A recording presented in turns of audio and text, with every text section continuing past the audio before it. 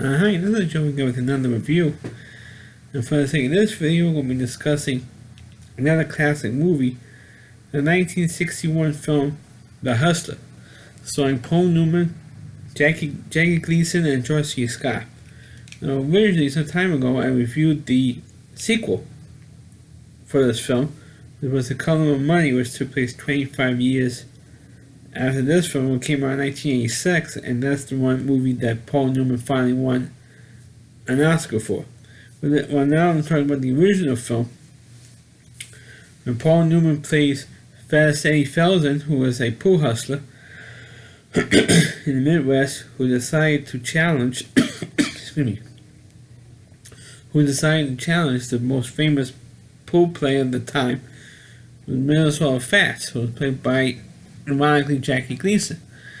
And of course, Jackie Gleason, when he was on the honeymooners, like 6 or 7 years, 6 years earlier, he was constantly playing pool as playing Ralph Cramden. And now, 6 years after the honeymooners show was on the air, he was playing Minnesota Fats. So it's kind of a little bit of irony there.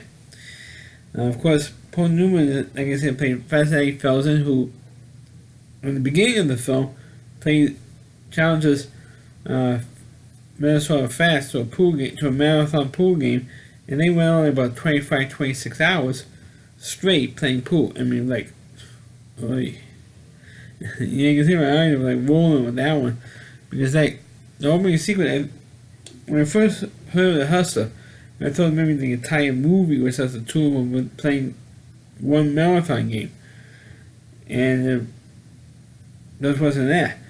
The first, I don't know, like say 20 minutes to a half hour was just the original game, and Paul Newman first was up by like $18,000 over Minnesota Fats, and then decided to get, instead of pulling out, he says, this game is over when Minnesota Fats says it's over.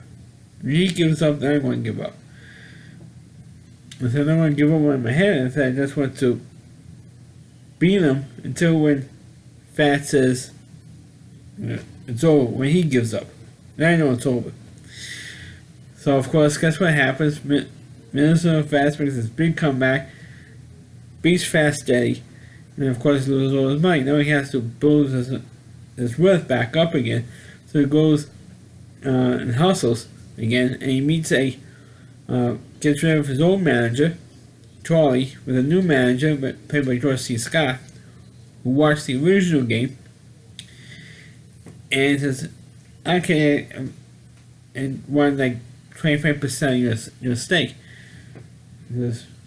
So Paul Newman reluctantly agrees to it, and along the way he picks up this girl at a bus station who is, of course, a former hooker and drunk. I mean, this girl is like drunk as a skunk. I think it was Piper Laurie, I believe, plays the part. She does a damn good job playing this part and trying to find out why Eddie is like this or this type of thing. And he finds out that he is a pool hustler, and that's what he does. And there's one particular point where he goes to a pool hall in a lousy part of town and gets both thumbs broken. So he has to play pool a different way. When he finally gets both casts off, to play pool in a different way because both thumbs were broken by some thugs in a city pool hall. So now he finally gets back, eventually, gets paid to pay Minnesota Fats at the end of the film. Well, along the way, his girlfriend, that Fast Eddie was shacking up with, all of a sudden gets into a thing with George C. Scott that George C. Scott has sex with her, pays her off, and like a hooker that she was. And of course, later on, she decides to kill herself in the film. You see her about to do it, and the next thing you see when Paul Newman goes back to the hotel room, finds out what's going on, and finds out that she's dead. And in Fast Eddie accuses George C. Scott character of killing her. He said, no, she did it to herself.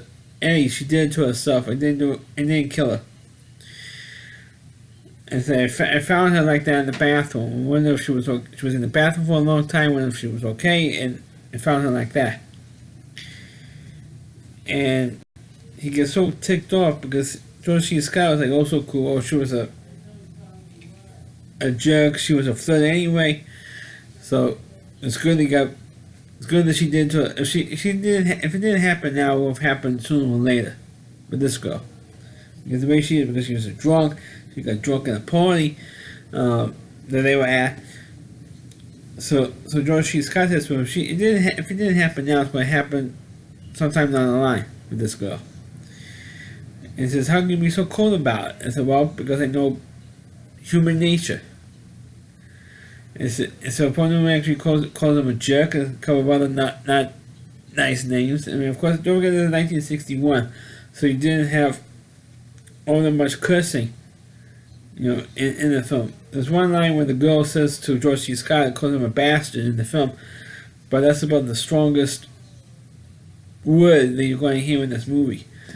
If this movie was made in 2018 instead of back in the more innocent times of 1961, you would hear more cursing in the film. People would get offended by at that time if Paul Newman was cursing like a drunken sailor in this film. So eventually, after when this girlfriend dies, or Fred Sade's girlfriend dies, he eventually gets his rematch with Minnesota Fast, and I think they should have gone reverse in the film, because the rematch, I think they should have taken longer on screen than the original game. The original game was like took over a lot of time in the first part of the film. And I thought the rematch should have taken about that long to when Minnesota Fast decides to quit. I think they should have did opposite. That's maybe my main criticism. Other than the fact that the movie is, I feel it's too long. I don't know what the exact time length of this original movie is, because it's sort of one over the air channels that has commercials in it, and it stretches out to 3 hours. So if it's 3 hours, it's got to be at least maybe 2.5 hour film. And I thought that this film was maybe too long. Maybe 15 to 20 minutes too long. Because I don't think that you should have the thing with the girlfriend killing herself, or the whole bit with Paul Newman getting his thumbs broken. I thought they had too much exposition there.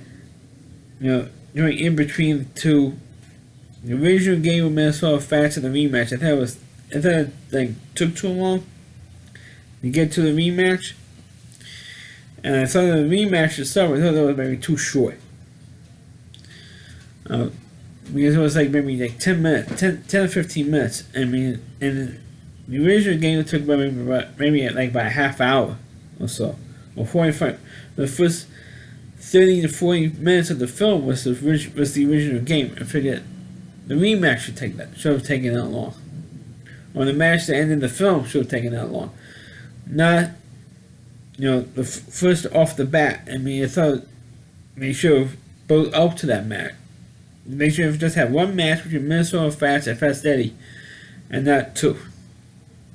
I mean, I thought that the first one kind of ruined it. I thought that he should have built himself up, and then challenged Jackie Gleason and have this big scene with him in the beginning at the end of the film, not in the beginning of the film.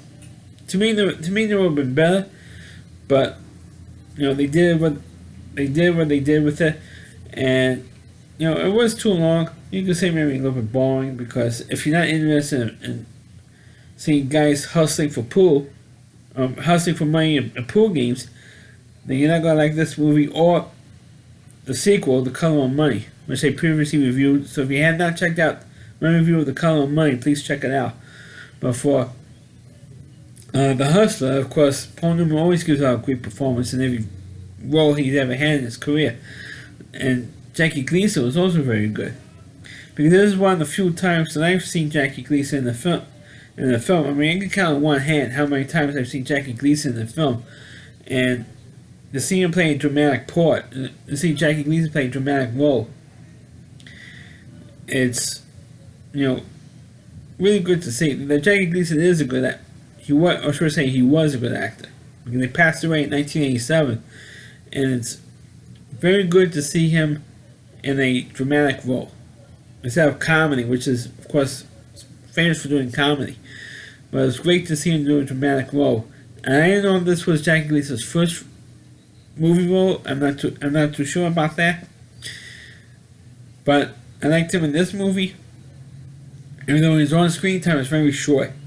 Like I mentioned, he's only in the beginning of the film and at the end of the film. And then the other film I liked him in was Nothing in Common with with a very young Tom Hanks. So those are the two films that I liked him in as a dramatic role. But in The Hustler, of course, it's all Paul Newman. I mean, he's in just about every scene of this film. Of course, girls are gonna like seeing Paul Newman anyway. But me, I just look at him because he was a damn good actor. He was definitely one of the best American actors. So that's my review of The Hustler. Please click on the video, please rate it. Feel free to comment on it. Please subscribe to my channel and please forward this video onto your Facebook pages. You can check out all my reviews on my YouTube channel at rowdyc.com. It's all at wdy.c.com. On the homepage of the Rowdy Reviewer, Chris Lee Moore. And please check out all of his videos on his website. Thanks for watching. Catch you next time.